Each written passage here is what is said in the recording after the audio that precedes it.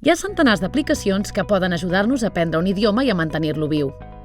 La lectura, el joc, el podcasting o les xarxes socials són recursos molt rics que trenquen les limitacions dels llibres de text. La interactivitat ens converteix en els protagonistes del nostre aprenentatge. Internet ens permet estar en contacte amb espais i recursos de comunicació real. Estar connectat per aprendre una llengua és imprescindible per treballar la gramàtica, el vocabulari o la comprensió oral.